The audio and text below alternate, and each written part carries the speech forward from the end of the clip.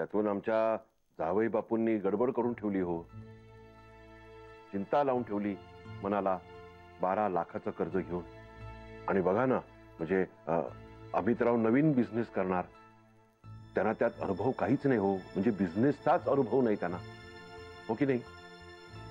समजा अशामध्ये काही गडबड झाली, म्हणजे त्यांना सक्सेस मिळावा, त्यांना यश मिळावं, म्हणजे अशा आमच्या अगदी लाखो करोडो शुभेच्छा आहेत की त्यांना यश मिळावं. पण समजा नानासाहेब असं नाही झालं आणि काही गडबड झाली तर मग केवढा मोठा घोळ होऊन बसेल, हो की नाही नानासाहेब. अहो नानासाहेब, भले भले पाहिले हो, भले भले असे भुईसपाट झाले, नेस्तनाभूत झाले हो या बिझनेस पायी. हे असंच जर काही झालं तर मग हे बरं नाही ना नानासाहेब, हे बरोबर नाही. फार म्हणजे फार म्हणजे फार म्हणजे फार काळजी वाटते हो नानासाहेब मला, म्हणजे जावई बापूंची पण, अमितरावांची, तुमची, माईसाहेबांची, या सगळ्या घराची हो काळजी वाटते मला, फार चिंता लागली हो मला. हे सगळं विचित्र आणि उलट चाललंय हो नानासाहेब.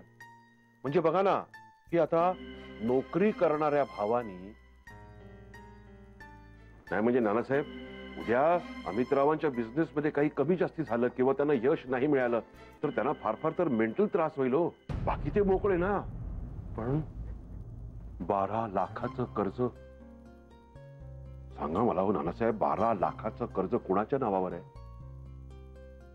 कोणाच्या उरावर येणार ते कर्ज फेडायचं विथ इंटरेस्ट?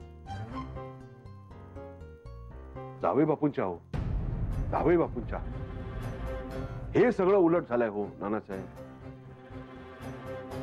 खूप चिंता वाटते हो.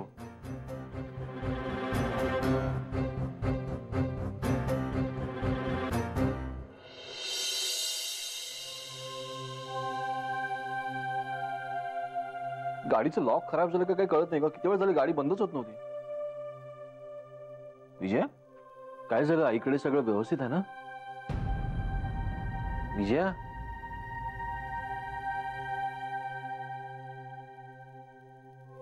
आदित्यने त्याच्या नावावर तुझ्यासाठी लोन घेतलंय का? तुला कसं कळलं? अच्छा, मी बोलेपर्यंत त्याला दम नव्हता ना?